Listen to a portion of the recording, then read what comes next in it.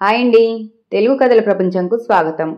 ఇవాళ బుజ్జాయి తెలుగు కథల సంచిక నుంచి ప్రాణదాత అనే మరో కథను వినేద్దామండి. దండవేరి అరణ్యంలో పులి దంపతులు ఉండేవి. వారికి ఎంతకాలానికి పిల్లలు కలగలేదు.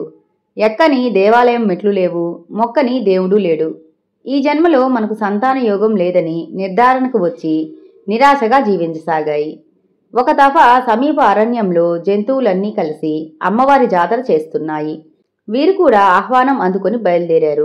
మార్గమధ్యంలో వీరు చూస్తుండగానే ఒక నక్క బిడ్డను ప్రసవించి కన్నుమూసింది. బిడ్డ ఏడుస్తుంది. ఆడపులికి మాతృహృదయం పొప్పొంగింది. బిడ్డను శుద్ధి చేసి దేవుడు మన వేదనను గమనించి మనకు రత్నం లాంటి బిడ్డను ఇచ్చాడని సంబరపడిపోయింది. భార్య ఆనందానికి చెకుతుడు అయింది మగపులి. రత్నాన్ని ఇంటికి తీసుకువచ్చారు. రత్నం అని నామకరణం చేసి అల్లారుముద్దుగా పెంచుకోసాగారు.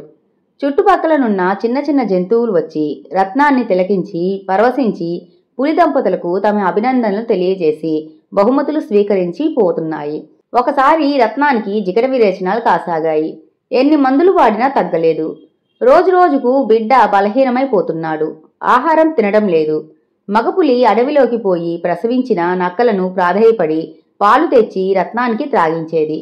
వీరి తపనను గాంచి, ఎందుకయ్యా నీ చేతల కష్టం, ఆ బిడ్డ బ్రతుకుతాడని నమ్మకం లేదు అని చుట్టుపక్కల వారు పెదవి విరిచారు.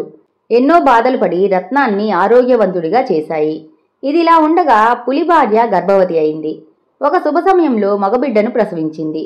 వాడికి మణి అని నామకరణం చేశారు. పులి దంపతులకు లేక సంతానం కలగడంతో అడవి అంతా వేడుకలు చేసుకోసాగాయి. ఇద్దరిని 2 కళ్ళలా పెంచుకుంటున్నారు. మణికి రత్నం అంటే చిన్న చూపు. వాడెవడమ్మా నా సరసన కూర్చునేందుకు, ఒరేయ్ నువ్వు బయటకి చావరా అంటూ కసురుకునేవాడు.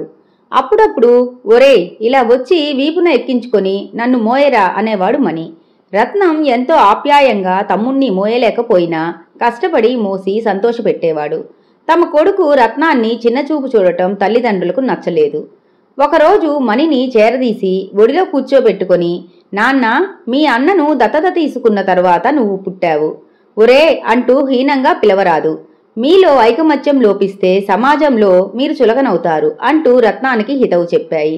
మణి ఉరిమి చూసి ఊరకుండకపోయాడు. కాలచక్రం తిరుగుతుంది. మణికి దురలవాట్లు పెరిగాయి. ఒకరోజు రత్నాన్ని వెంటబెట్టుకుపోయి చెట్ల కళ్ళు విప్పుకొని తాగసాగాడు. రత్నం వారించినా వినలేదు. అలా రోజు పోతూనే ఉన్నాడు. ఒకరోజు కళ్ళు తాగి ఒళ్ళు తెలియక చెట్టు కింద పడిపోయాడు. వేటగాడు చూసి పులిని చంపే ప్రయత్నాలు చేస్తున్నాడు. అది గమనించిన రత్నం పులిలా గొంతు మార్చి అరిచాడు. అది నిజంగా పులికేకేనని వాడు పారిపోయాడు. పరిగెత్తుకు వచ్చి జరిగింది తల్లికి చెప్పింది. వారు ఆగమేఘాల మీద వచ్చి మణిని ఇంటికి తీసుకుపోయారు. వేటగాడు కళ్ళులో ఉమ్మెత్తుకాయ గింజలు కలిపాడని గ్రహించి విరుగుడు మందిచ్చి మణిని లేపాయి. నాయనా మణి, నీవు చాలా తప్పులు చేస్తున్నావు. ఈనాడు మీ అన్న లేకుంటే నువ్వు మాకు దక్కేవాడివి కావు. నీ ప్రాణదాత మీ అన్న. ఎప్పుడు చిన్న జీవులు అని వాటిని నిర్లక్ష్యం చేయకు. ప్రతి జీవిలోనూ ఏదో ఒక విశిష్టత ఉంటుంది.